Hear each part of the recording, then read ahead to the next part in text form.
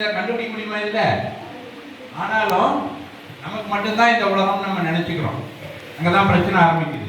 ஆனா நம்மளே ஒரு புள்ளி, உலகமே ஒரு புள்ளி தான் அந்த பால்வெளியில. அதனால நம்ம முதல்ல அதை உணரணும். நம்ம எல்லாத்துக்கும் இந்த பிரபஞ்சம் பொதுவானது. நம்மளால என்ன பண்ண முடியுமோ அதை பண்ணணும். எல்லாம் நமக்கு தான் நினைச்சுக்க கூடாது. இதுவும் ஒரு ஃபேமஸ் கோட். இதுல இருந்து ஆரம்பிக்கிறேன் நான். The greatness of a nation can be judged by the way its animals are treated. ஒரு தேசத்தோட பண்பை எதை வச்சு நிர்ணயிக்கிறாங்க அப்படின்னா, அங்க இருக்கிற மக்கள் அவங்க கிட்ட இருக்கிற அனிமலை எப்படி நடத்துறாங்க அப்படிங்கறத பொறுத்து தான் இருக்கு. ஏன்னா விலங்குல இருந்து தான் நம்மளுடைய அன்பு ஸ்டார்ட் ஆகுது. அதுக்கே நம்மளால கொடுக்க முடியல. ஏன்னா அவங்க நம்மகிட்ட எதையும் கேட்க மாட்டாங்க, நம்மகிட்ட எதையும் எதிர்பார்க்கிறவங்க கிடையாது. எந்த அனிமலும் யாருக்கிட்டையும் எதையும் எதிர்பார்க்காது. மனிதர்கள் மட்டும்தான் அந்த எதிர்பார்ப்புங்கிற ஒரு பண்போட பிறக்கிறோம், பண்போட சாகிறோம். ஆனா விலங்குகள் எதையுமே எதிர்பார்க்காது. அதுக்கிட்டே நம்மளால நல்ல அன்பை கொடுக்க முடியல. ஏன்னா அது கேட்டுச்சு, இது கேட்டுச்சு, வாங்கி தர முடியல. என்னால சின்ன போன் தான் வாங்கி தர முடிச்சு, பெரிய போன் வாங்கி தர. எந்த அனிமல் போன் கேட்டுச்சு, எந்த அனிமல் டிவி கேட்டுச்சு, எந்த அனிமல் ஃபிளைட்ல போகணும்னு கேட்டுச்சு? இல்லை தானே? எந்த விதமான கண்டிஷனும் இல்லாத இருக்கிற ஒரு அன்புக்கு நம்மளால அன்பு கொடுக்க முடியலன்னா வேற யாருக்கு கொடுக்க முடியும் நம்மளால? அதனால அதுதான் காந்தியடிகள் அப்பயே சொல்லியிருக்காரு. இப்ப பயோடைவர்சிட்டி அப்படின்னா அந்த சூழல், அந்த மொத்த உயிர் சுழற்சின்னு சொல்லுவாங்க. அது என்ன அப்படின்னு பாத்தீங்கன்னா அப்படிங்கறத பத்தி பார்க்க போறதுதான் இந்த மொத்த பயோடைவர்சிட்டியும். அது நிறைய சர்வீசஸ் இருக்கு. அதை நான் அடுத்தடுத்து சொல்றேன். நான் இந்த ஸ்ட்ரக்சர்ல பாத்தீங்கன்னா எக்கோசிஸ்டம்ங்கிற ஒரு மேஜர் ஸ்ட்ரக்சர், அதாவது இன்டராக்ஷன் பிட்வீன் என்விரான்மெண்ட்டுக்கும் அந்த அனிமலுக்கும். இப்ப நம்மளை எடுத்துட்டோம்னா நமக்கும் இந்த என்விரான்மெண்ட்டுக்கு இருக்கிற லிங்க் தான் இந்த எக்கோசிஸ்டம். இப்ப நம்ம இருக்கிற இடம் தான் ஒரு எக்கோசிஸ்டம், சரியா? அதுல லிவிங் அண்ட் நான் லிவிங். நம்ம எல்லாம் லிவிங். நான் லிவிங்னா இந்த சேர், மைக், இந்த ஸ்கிரீன், அந்த ப்ரொஜெக்ட், இந்த லேப்டாப், இந்த டேபிள் எல்லாமே நான் லிவிங். இதெல்லாம் சேர்த்து தான் இருக்கு. இதே நம்மளோட அதுவும் தொடர்பு கொண்டு இருக்கு. ஆனா உயிர் இல்லை, அவ்வளவுதான். அதனால தான் இதெல்லாம் படிச்சிருப்பீங்க நீங்க இல்லையா? நான் லிவிங், நான் லிவிங். அதுக்குள்ளார ப்ரொடியூசர், கன்சியூமர்ஸ், டீகம்போசர்ஸ் இருக்காங்க. உற்பத்தி பண்றவங்க உணவை, அதுக்கப்புறம் அதை எடுத்துக்கிறவங்க கன்சியூமர், அதுக்கப்புறம் டீகம்போசர். அது வீணா போகும்போது அதை மறுபடியும் அழித்து மறுபடியும் அதே இயற்கை சுழற்சி கொண்டு போய் கொடுக்குறவங்க டீகம்போசர். இது மூணு பேரும் ரொம்ப முக்கியம். அது மறுபடியும் வர ஸ்லைட்ஸ்ல நான் சொல்றேன். நான் லிவிங்ல பிசிக்கல் அண்ட் கெமிக்கல். இதுல எல்லாம் என்னென்ன பிசிக்கல் காம்பனன்ட்ஸ் இருக்கு? வெப்ப மாதிரி அது பயங்கரமான இன்டர்லிங்க் இருக்குது. அதுல தான் ப்ரொடியூசர், கன்சியூமர், டீகம்போசர்ஸ் நான் சொன்னது. இயற்கையில இருந்தோ இல்ல வெயில்ல இருந்தோ வெளிச்சத்துல இருந்தோ சன்லைட்ல இருந்தோ உணவை ப்ரொடியூஸ் பண்றவங்க ப்ரொடியூசர். அதுக்கப்புறம் அதை கன்சியூம் பண்றவங்க கன்சியூமர். நம்மளும் தான், அனிமலும் தான். அப்புறம் டீகம்போசர். அந்த வேஸ்ட் எதை நம்ம தூக்கி போடுறோமோ அதை எல்லாத்தையும் டீகிரேட் பண்ணி சின்ன சின்ன மாலிகூல்ஸா மாற்றி அதை மண்ணோட கலந்து மக்க வச்சு மறுபடியும் அதுல இருந்து எனர்ஜியை உருவாக்குறவங்க தான் டீகம்போசர். இந்த மூணு பேரும் சேர்ந்தது தான் பயோடைவர்சிட்டி. இந்த எக்கோசிஸ்டத்துல என்னென்னலாம் சர்வீஸ் கொடுக்குறாங்க, இல்ல என்ன சர்வீசஸ் தான் வைல்ட் லைஃப்ல இருந்து நம்ம கிடைக்குது அப்படின்னா, பாலினேஷன்.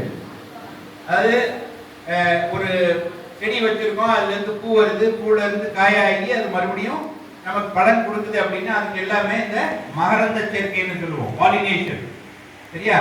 அது நடக்கணும் அப்படின்னா அதுக்கு கண்டிப்பா இந்த சின்ன சின்ன பூச்சிகள் இருக்கு இல்லையா, வண்டு, தேனீக்கள், ஈக்கள், அதெல்லாம் வேணும். அது இல்லாம அது நடக்காது. அது இல்லாம ஃபுட்டே கிடையாது. நான் அடுத்த வார ஸ்லைட்ஸ்ல அதை நான் சொல்றேன். அதுக்கப்புறம் பெஸ்ட் கண்ட்ரோல். இப்போ ஸ்னேக்ஸ் எல்லாம் இருக்கு. ஸ்னேக்ஸோட அவசியம் என்ன? எலி எல்லாம் இருந்துச்சு, இல்ல தேவையில்லாத சின்ன உயிரினங்கள்லாம் இருந்துச்சுன்னா அதெல்லாம் பிடிச்சி சாப்பிட்டோம். அப்ப அதனால நமக்கு இருக்கிற தொல்லைகளோ இல்ல வேற எந்த இடையூறுகளோ இருக்காது. ஆனா நம்ம என்ன பண்றோம்? பாம்புகளை எதிரியா மட்டும்தான் பார்க்கிறோம். இங்கிருந்து ஏதாவது பாம்பு பார்த்தோம், அதை உடனே அடிச்சிட்டோம், கொண்டுட்டோம் அப்படின்னா நம்ம ஹாப்பி ஆயிடுறோம். ஆனா அந்த ஹாப்பினஸ் நிலையானது கிடையாது. ஏன்னா அது எதுக்கு இங்க வந்துச்சு? இங்க ஒரு இடத்துல எலி இருக்கு, அதை பிடிக்க வந்துச்சு. அந்த பாம்பை நம்ம கொண்டுட்டோம். ஆனா இந்த எலி அப்படியே தானே இருக்கு. இப்ப இன்னொரு பாம்பு வரத்தானே செய்யும். அதனால எலி வராம பார்த்துக்கிறது தான் அறிவாளித்தனமே தவிர வந்த பாம்பெல்லாம் அடிச்சுட்டே இருந்தீங்கன்னா யாராவது ஒரு செக்யூரிட்டி அங்கே உட்கார வச்சு வர பாம்பெல்லாம் அடிச்சுட்டே இருக்க மாட்டீங்க. அதே மாதிரி நியூட்ரியன் சைக்கிள். இந்த சைக்கிள் எப்படி நியூட்ரியன்ஸ் திருப்பி திருப்பி கொடுக்குது. நான் முன்னாடியே சொன்னேன், ப்ரொடியூசர் கன்சியூமர் அண்ட் டீகம்போசர்ஸ்லையும் அதே தான் வரும் நமக்கு. அந்த நியூட்ரிஷன் சைக்கிள் நடந்துகிட்டே இருக்கும். அப்புறம் even flood prevention, wetland and mangrove காடுகள்லாம் சதுப்பு நில காடுகள் பார்த்துருப்பீங்க. அதே இதெல்லாம் உங்களுக்கு தேவைப்படாது. பட் இருந்தாலும் வந்து ஃபாரஸ்ட் கவர் வந்து ஆல்மோஸ்ட் 24% இருக்கு. நம்ம கண்ட்ரியோட 24% ஆஃப் த லேண்ட்ல வந்து காடு 20க்கு மேலே இருந்தால் தான் அது ஒரு நல்ல வளமான நாடுன்னு அர்த்தம். அதனால அதை நம்ம பாதுகாக்கணும். நம்ம பாதுகாக்கணுங்கிறத காட்டு நீங்களாம் பாதுகாக்கணும், அதான் முக்கியம். சரியா? அப்புறம் இவ்வளவு ஃபாரஸ்ட் இருக்கு இல்லையா, அது பல ஹேபிடேட்டா பிரிச்சிருக்காங்க. அந்த ஒரு ஆல்பைன், டெசர்ட், லிட்டோரல், மான்சூன், அதனால தான் ஹேபிடேட்டை வந்து 9 விதமா பிரிச்சிருக்காங்க. அந்த ஒவ்வொன்றுக்கும் ஒவ்வொரு சிறப்பு இருக்கு. இங்க வளர்றது அங்க வளர்றது, இங்க இருக்கிற அனிமல் அங்க இருக்காது. சரியா? அதனால ஒவ்வொன்றுக்கும் ஒரு சிறப்பு தன்மை இருக்கு, அதை நம்ம பாதுகாக்கணும். இப்போ கான்சர்வேஷன், அதாவது வன விலங்குகளையோ இல்ல வந்து வன உயிரினங்கள் இருக்கக்கூடிய அந்த ஹேபிடேட்டையோ இல்ல வந்து அந்த என்விரான்மெண்ட்டையோ எப்படி நம்ம கன்சர்வ் பண்றது அப்படின்னு பார்க்கறதுக்கு அப்படின்னா முதல்ல என்னன்னு பார்க்கணும். Preservation and protection of animals, plants and habitat. இங்க இருக்கிற பிளான்ட் இப்போ நம்ம ஹேபிடேட் அதுலையும் காமிச்சிருக்கேன். அந்த ஹேபிடேட்டை நம்ம பாதுகாக்கணும்னா அது உள்ள வளரக்கூடிய மரம், அது உள்ள வளரக்கூடிய மிருகங்கள், அங்கே இருக்க வேண்டிய தட்பவெட்ப நிலை எல்லாத்தையும் பாதுகாக்கலாம். அதனால அதை பாதுகாக்க வேண்டியதுதான் கான்சர்வேஷன்ங்கிற கான்செப்டே. அதுல நிறைய இம்பார்ட்டன்ஸ் இருக்கு. அதுல என்னன்னு பாத்தீங்கன்னா ப்ரிசர்விங் பயோடைவர்சிட்டி, எக்கனாமிக்கல் வேல்யூ, இதெல்லாம் ஒவ்வொன்றுக்கும் ஒவ்வொரு எக்ஸாம்பிளோட இருக்கு. நான் வரப்போற ஸ்லைடுல காமிக்கிறனால ecological benefit and cultural importance ஒவ்வொன்றுக்கும் இந்த 4 இம்பார்ட்டன்ஸ் ரொம்ப அவசியமா இருக்கு. இந்த ஒவ்வொரு ஹேபிடேட்டுக்கும் அதை தான் கன்சர்வ் பண்ணணும். இதுல பாத்தீங்கன்னா vital importance ecosystem health, biodiversity, cultural significance. இதெல்லாம் முன்னாடி ஸ்லைட்ல சொன்னது நான் கண்டினியூ சொல்றேன். Protected area, species monitoring and sustainable practices இதெல்லாம் பண்ணணும். இதை நான் அடுத்தடுத்து வரது சொல்றேன். நான் இதுல உங்களுக்கு புரியாது. இந்த கான்சர்வேஷன் எஃபர்ட்ங்கிறது வந்து ஒரு ப்ராடர் பெர்ஸ்பெக்டிவ்ல பார்க்கணும். சரியா? இப்போ அங்கே இருக்கிற அனிமலை பாதுகாத்தீங்கனாலும் அந்த ஹேபிடேட்டை பாதுகாக்க முடியும். அங்கே இருக்கிற மரங்கள், செடிகள், கொடிகள் என்ன இருக்கோ அதை பாதுகாத்தாலும் அந்த ஹேபிடேட்டை பாதுகாக்க முடியும். அதனால அங்கே இருக்கிற சீதோஷ்ண நிலை, தட்பவெட்ப நிலை, இந்த மாதிரி குளோபல் வார்மிங் வர்றது, இல்லைன்னா என்விரான்மெண்ட்ல வந்து பொல்யூஷன் ஜாஸ்தியாக வந்து இது எல்லாத்தையுமே நம்ம கண்ட்ரோலாக வச்சுக்க முடியும். அதனால தான் இது ஒன்னொன்று இன்டர்லிங்க். அதனால தான் இதில் நம்ம எக்கனாமிக்கல் இம்பார்ட்டன்ஸ் வரும்போது இப்போ வைல்ட் லைஃப் இடத்துல நம்ம போய் பார்க்குறோம். சுற்றுப்பிரயாணம் மாதிரி, இல்லைன்னா வந்து சஃபாரி போய் பார்க்குறோம். நம்ம வேற வேற ஊர்களில் இல்லை நம்ம நாட்டிலே வச்சுக்கிட்டோம்னாலும் வேற வேற ஸ்டேட்லலாம் போய் நம்ம கபினின்னு ஒரு இடத்த பார்க்குறோம், காய்கறிக்கான ஒரு இடத்த பார்க்குறோம். ஸோ இது எல்லாமே வந்து எக்கனாமிக்கல் வேல்யூ. இப்போ இங்கேருந்து நம்ம போய் அந்த இயற்கையில் இருக்கிற அந்த நேஷனல் பார்க்லையோ இல்லை சான்ச்சுரியிலையோ போய் அந்த அனிமல்களையோ அங்கே இருக்கிற என்விரான்மெண்ட்டையோ பார்க்க போகிறோம் அப்படின்னா அதுக்காக பே பண்ணுறோம். ஸோ அதனால அந்த வைல்ட் லைஃபால கவர்மெண்ட்டுக்கு ரெவென்யூவும் கிடைக்குது. அதனால இது எக்கனாமிக்கல் மாடல் கூட. வெறும் கன்சர்வேஷனா அதை காப்பாற்றி எனக்கு என்ன ஆக போகுது அப்படின்னு நீங்கள் சொல்ல தேவையில்லை. அதனால நிறைய ரெவென்யூவும் வருது, நாட்டுக்கு நிறைய நன்மைகளும் கிடைக்கிறது எக்கனாமிக்கலாகவும். ஸோ இதில் பார்த்தீங்கன்னா எவல்யூஷன் ஒவ்வொரு டைமும் என்ன நடந்துச்சு. லைஃப் ஆரம்பிச்சது இங்கே, அதுக்கப்புறம் சிங்கிள் செல் ஆர்கானிசம் ஆரம்பிச்சது 2வது. இந்த லைன்ல பார்த்தீங்கன்னா நம்ம எங்கே இருக்கலாம், ஹியூமன் 7வதுல தான் இருக்கும். சரியா?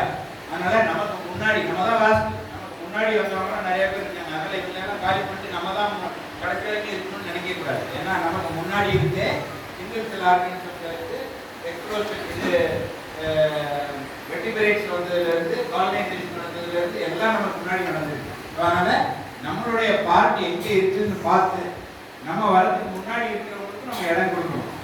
வெறும் இந்த உலகம் நம்மளுக்கு மட்டுமே இல்லைன்னு ஆரம்பிச்சிருப்பாங்க.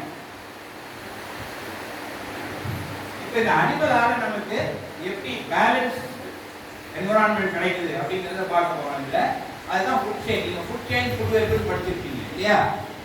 யாராவது சொல்ல முடியுமா? ஃபுட் செயின் ஃபுட் வெப்னா படிச்சிருக்கீங்களா? மேலே இருக்கிறது பிரமிட்ல மேலே வந்து டைகர் இருக்கு, கார்னிவோர் இருக்குன்னா கீழே ஒரு மான் இருக்கு, மான் கீழே ஒரு புல் இல்லைன்னா வந்து கிரீனரி இருக்கும். அந்த மாதிரி ஒவ்வொன்றுக்கும் கீழே அந்த ஃபுட் செயின் ஃபாலோ ஆகும்.